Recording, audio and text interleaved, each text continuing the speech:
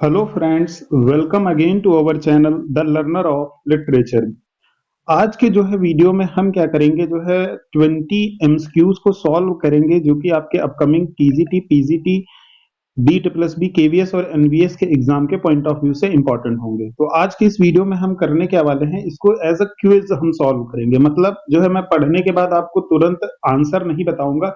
I will give you a time of 5 second. करीबन आप 5 second का समय देंगे, एक पॉज होगा और तब तक आप जो है उसमें से एक अपना आंसर का मन बना लीजिए कि क्या होगा और देखिए कि आप 20 में से कितने नंबर स्कोर कर पा रहे हैं।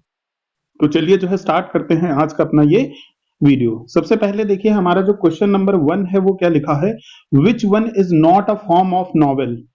ऑप्शंस हैं आपके इपिस्टलरी नॉवेल, रीजनल इपिस्टलरी, रीजनल, पेस्टोरल या फिर साइकोलॉजिकल।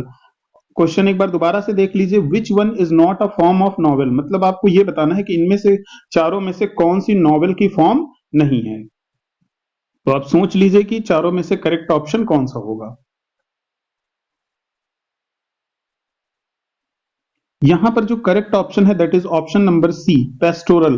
क्योंकि जो पेस्टोरल है वो क्या होता है, वो पेस्टोरल एक तरह से pastoral is a form of elegy. Pastoral elegy होती है आपकी, आपने देखा होगा जो मिल्टन की लिसिडस है वो एक पेस्टोरल एलिजी का एग्जाम्पल है। पीवी सेल्ली की एडोनिस जो है वो भी एक जो है पेस्टोरल एलिजी का एग्जाम्पल है।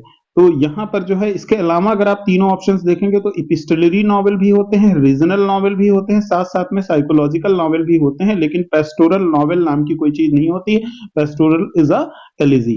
Now moving for our question number 2। देखिए क्वेश्चन नंबर 2 क्या लिखा है, in which year was the Globe theatre built, मतलब ग्लोब थिएटर कब बनाया गया था। ऑप्शंस हैं आपके 1588, 1594, 1598 and 1599। So think about that which option will be correct. Here the option number C is correct. 1598 जो ग्लोब थिएटर है उसे बनाया गया था 1598 में। Now moving further for question number 3। Who is the author of the Spanish tragedy, जो Spanish tragedy है उसके ऑथर कौन है। ऑप्शन है आपके Thomas Kyd, George Peele, Lodge, Robert Greene. Here the correct option is option number A, Thomas Kyd. Spanish tragedy को लिखा है थॉमस किड ने, जो कि एक यूनिवर्सिटी विट में भी आते हैं। नेक्स्ट जो है देखिए question number 4। Poetry is defined as spontaneous overflow of powerful feeling by, मतलब जो है यहाँ पे देखिए कि ये जो डेफिनेशन है पोएट्री की वो किसने दी है। ऑप्शंस हैं आपके Shelley, Coleridge, Keats and Wordsworth. Here the correct option is option number D, Wordsworth. Poetry को जो है spontaneous overflow of powerful feeling जो है वो किसने बताया है, तो ये बताया है विलियम वर्ड्सवर्थ ने। Next question number 5। Murder in the cathedral is written by, जो मर्डर इन कैथेड्रल एक प्ले है ये किसने लिखा है। ऑप्शंस हैं आपके TS Eliot, GB Shaw, Harold Pinter, W B Yeats. The correct option is option number A, TS Eliot. Murder in cathedral TS Eliot ने लिखा है और ये जो है सेंट थॉमस बेकेट की लाइफ पर जो है बेस्ड है। आगे बढ़ते हैं क्वेश्चन नंबर 6। देखिए ये क्या लिखा है, pleasant plain is an example of. Options हैं मेटाफर, ऑक्सीमोरॉन, पैराडॉक्स या फिर नन ऑफ दीज। मतलब आपको प्लीजेंट पेन में कौन सा फिगर ऑफ स्पीच है ये आपको पहचानना है। करेक्ट ऑप्शन है आपका ऑप्शन नंबर बी, ऑक्सीमोरॉन। क्योंकि यहाँ पे दो अपोजिट वर्ड्स जो एक साथ आए हुए हैं, प्लीजेंट का मतलब सुखद और पेन का मतलब एक तरह से दुख या दर्द। तो जो when two opposite words are put together then there is a oxymoron figure of speech. तो करेक्ट ऑप्शन आपका बी है। नेक्स्ट आगे देखते हैं question number 7। Which of the play which of the play is not written by TS Eliot, मतलब इनमें से कौन सा प्ले टीएस इलियट ने नहीं लिखा है। ऑप्शंस हैं आपके rock, the family reunion, the importance of being earnest and A and B both. Correct option है यहां पर आपका C, the importance of being earnest. इसको जो है ऑस्कर वाइल्ड ने लिखा है, जबकि रॉक, द फैमिली रीयूनियन और इसके अलावा भी हमने एक क्वेश्चन में देखा था मदर इन कैथेड्रल, ये तीनों के तीनों जो प्लेज हैं वो बहुत ही इंपॉर्टेंट प्ले हैं जिसको टीएस इलियट ने लिखा है। Next question number 8। देखिए क्या लिखा है, लेपिस लोजुली इज, मतलब लेपिस लोजुली क्या है, पोएम है, नॉवेल है, ड्रामा है या फिर इनमें से कोई नहीं, none of these. Correct option है यहाँ पे option number A, lapis lazuli is a poem. और इसको लिखा किसने है? तो इसे लिखा है W.B. यीट्स ने। ये भी आप याद रखिए, इसका जॉनर जो है वो पोएम है, लेकिन इसको लिखा किसने है? तो it has been written by W.B. Yeats. Next question number 9 देखिए क्या लिखा है, the eve of Saint Agnes is written by. जो ईव ऑफ सेंट एग्नीज है ये किसने लिखा है? ऑप्शंस हैं कीट्स, सेली, बायरन या नन ऑफ दीज।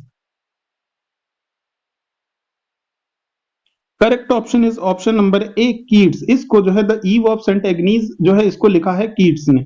नेक्स्ट आगे बढ़ते हैं, क्वेश्चन नंबर 10 देखिए, who is one of the lake poets. मतलब इनमें से लेक पोएट में कौन आता है? ऑप्शंस हैं Coleridge, Blake, Browning, none of these. Correct option है आपका ए, सैमुअल टेलर कॉलरिज को जो है लेक पोएट माना जाता है। Next question, question number 11, the revolt of Islam is a. Options हैं आपके lyrical drama, novel, an epic, none of these. Revolt of Islam is a lyrical drama. ये एक लिरिकल ड्रामा है और इसे लिखा किसने है? तो it has been written by PB Shelley. इसको जो है पीबी सैली ने लिखा है, ये भी आप याद रखिए, जो रिवोल्ट ऑफ इस्लाम है।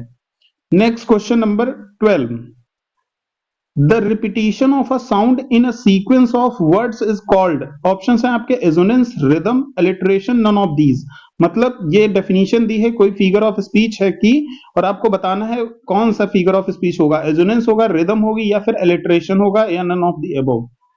तो करेक्ट ऑप्शन है आपका option number C, alliteration. Repetition of the sound अगर है तो इसका मतलब वहां पे कौन सा फिगर ऑफ स्पीच है? अलिटरेशन है। Next question 13, Who said the true opposite of poetry is not prose but science। ध्यान से देखिए, काफी इंपॉर्टेंट डेफिनेशन है कि who said the true opposite of poetry, जो पोएट्री का ट्रू अपोजिट है, is not prose but science। ऑप्शंस हैं आपके Wordsworth, Coleridge, TS. Eliot, none of the above। Here the correct option is option number B. This definition has been given by Samuel Taylor Coleridge। Moving for question number 14, देखिए क्या लिखा है, A little girl lost is written by। ध्यान से देखिए, A little girl lost is written by। Options हैं Wordsworth, black, Keats and सेली। सोचिए कि इसमें करेक्ट ऑप्शन क्या होगा। Here the correct option is option number B, William black. ये जो है ये पोएम आपका विलियम ब्लैक ने लिखी है। नेक्स्ट क्वेश्चन, क्वेश्चन नंबर 15, देखिए शेक्सपियर हैज रिटन। शेक्सपियर ने लिखा है क्या? ऑप्शंस हैं आपके कॉमेडीज, ट्रेजेडीज, हिस्टोरिकल प्ले या all of these. Here the correct option is option number D, all of these। Shakespeare ने कॉमेडीज भी लिखी हैं, ट्रेजेडीज भी लिखी हैं, साथ साथ में उन्होंने हिस्टोरिकल प्लेस भी लिखे हैं। That's why here the correct option is option number D। Moving next हमारा क्वेश्चन यहाँ पर है, जेन ऑस्टिन्स राइटिंग आर। मतलब जो जेन ऑस्टिन की राइटिंग्स हैं इनमें से वो कौन है? ऑप्शंस हैं आपके एमा, परसुएशन, सेंस एंड सेंसिबिलिटी या फिर ऑल ऑफ दीज। तो सोचिए इसमें से कौन सा ऑप्शन आपका करेक्ट होगा। Here the option number D is correct. एमा, परसुएशन, सेंस एंड सेंसिबिलिटी, इसके अलावा प्राइड एंड प्रिजुडिस, ये जो है इनके बहुत ही इंपॉर्टेंट नॉवेल्स हैं, जिसमें सबसे ज्यादा इंपॉर्टेंट तो प्राइड एंड प्रेजुडिस ही आता है जेन ऑस्टिन के नाम के साथ। बट अपार्ट फ्रॉम दिस, एमा, परसुएशन, सेंस एंड सेंसिबिलिटी, ये सारे नॉवेल्स किसने लिखे हैं? तो ये लिखे हैं जेन ऑस्टिन ने आपका। आगे बढ़ते हैं, नेक्स्ट क्वेश्चन हमारा क्वेश्चन नंबर 17, देखिए क्या है, the only play by Shakespeare which confirms to the classical unities is. जो क्लासिकल यूनिटीज होती हैं जिसमें टाइम, प्लेस और एक्शन की बात होती है, तो ये कौन सा शेक्सपियर का प्ले है जो इसको कंफर्म करता है? तो ऑप्शंस हैं आपके Hamlet, Twelfth Night, Romeo and Juliet या फिर all of these. Here the correct option is option number B, Twelfth Night में तीनों की तीनों क्लासिकल यूनिटीज के को कंफर्म करता है या फिर उसे फॉलो करता है। नेक्स्ट क्वेश्चन, क्वेश्चन नंबर 18, देखिए इंपॉर्टेंट क्वेश्चन है, arms and the man a novel is written by. मतलब आर्म्स एंड मैन क्या है? एक नॉवेल है और ये लिखा किसने है? ऑप्शंस हैं आपके G B Shaw, Samuel Beckett, Jane Austen या फिर Henrik Ibsen. The correct option is option number A, arms and the man, इसको लिखा है जीवी शॉ ने। नेक्स्ट क्वेश्चन, क्वेश्चन नंबर 19, देखिए क्या लिखा है, proper study of Mankind is man who has said these words. Pope, Swift, सेली या फिर Dryden. Here the correct option is option number A, proper study of mankind is man, ये बोला है पोप ने। अब आज के इस वीडियो का हमारा आखिरी क्वेश्चन जो है, जो कि इस क्विज का है, ये देखिए क्या है, virtue and vices are personified in. अब मैं यहाँ पे बताना चाहूंगा, अगर आपने हमारा जो है जो miracle play, morality play, misery play और इंटरल्यूड से रिलेटेड जो एमसीक्यूज मैंने कराया था, अगर आपने वो वीडियो देखा होगा तो डेफिनेटली आप इस क्वेश्चन को सही कर पाएंगे। ध्यान से एक बार फिर से देख लीजिए, वर्च्यू एंड वाइसेस को जो है किसमें पर्सोनिफाई किया जाता है। ऑप्शंस हैं आपके, द मॉरलिटीज मतलब the morality play, the miracle play, the interlude या फिर द मिजरी प्ले। तो यहां पर जो आपका करेक्ट ऑप्शन है दैट इज ऑप्शन नंबर ए।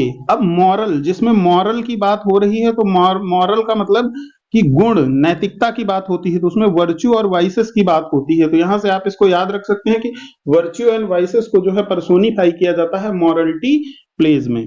तो टोटल जो है हमने 20 क्वेश्चंस आज के इस वीडियो में किए। ये क्विज थी, आप अपना स्कोर भी जो है कमेंट बॉक्स में हमें बता सकते हैं।